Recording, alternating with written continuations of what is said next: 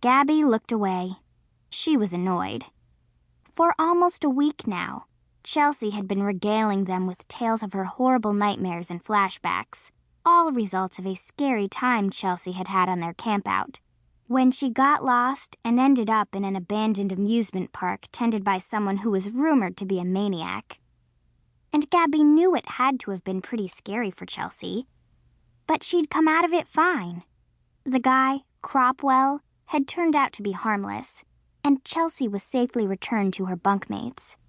Is she ever going to get over it? Gaby wondered.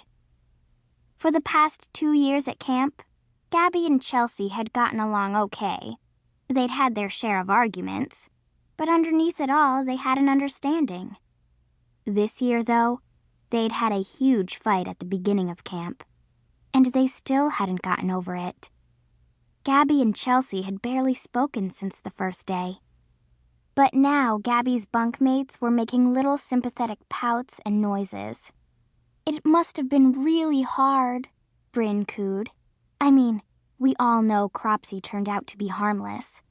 But still, getting lost in the woods by yourself, and then getting chased? It's really scary, Priya agreed.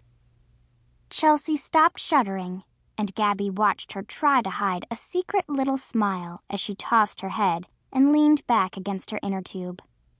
Thanks, guys. It's still hard for me. Gaby groaned inwardly. To make matters worse, she knew that Chelsea was lying about all the nightmares and flashbacks. She'd seen Chelsea sleeping soundly one night when she claimed she hadn't gotten a wink of sleep because her flashbacks were so bad. And just like now, she'd catch a satisfied expression cross Chelsea's face each time she was supposedly freaking out about this or that, because she'd gotten what she wanted from her bunkmates. Attention. Gaby wasn't normally one to hold her tongue, and at any other time she would have let Chelsea know exactly what she was thinking. But things were different at Camp Lakeview this year. Not many girls had come back, and Dr. Steve seemed to think it was because Gaby and her friends were cliquey and fought too much.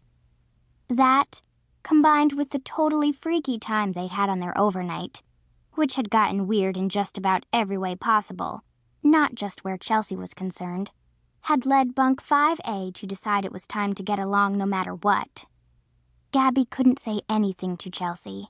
She would just end up getting branded as the mean girl.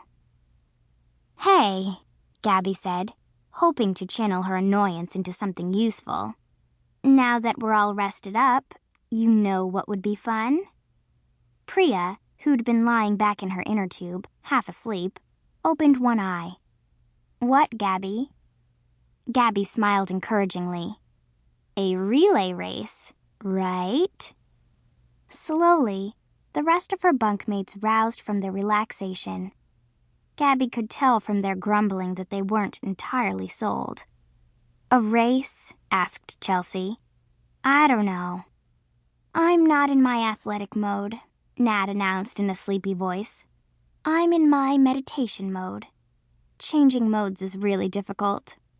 Come on, Gaby coaxed. She turned to the athletes in the group, the one she knew would love her idea. Jenna and Alex, don't you think a race would be fun? We should get some exercise while we're out here. We can't just turn into, lake potatoes. Alex started to smile. Good point, she said. A race totally sounds fun. I'll be a team captain.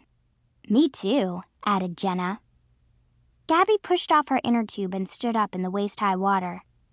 Guys, it was my idea, so I think I should be a team captain, she said cheerfully. This was a great idea. She'd get to lead her team to victory, and everyone would be psyched up. Gaby knew that some of the girls thought she could be bossy or harsh, but she also knew she was a great leader, and the more she could let her friends see that side of her, the better. And the other captain should be... Gaby turned to face her bunkmates and grinned. Half of them, the ones who didn't want to have the race in the first place, looked bored. But the other half were smiling, nodding, trying to catch Gaby's eye so she would pick them. Gaby decided to be nice. Chelsea. Chelsea grinned, looking surprised and pleased, and got off her inner tube. Pretty soon everyone was doing the same, and they all swam back to the dock to dump their tubes there. All right, let's choose our teams. Alex, Gaby called. Jenna, Chelsea replied. Val. Priya. Pretty soon the bunk was split between the two teams, and even the girls who hadn't really wanted to race seemed to be getting into it. Gaby chose the course of the race,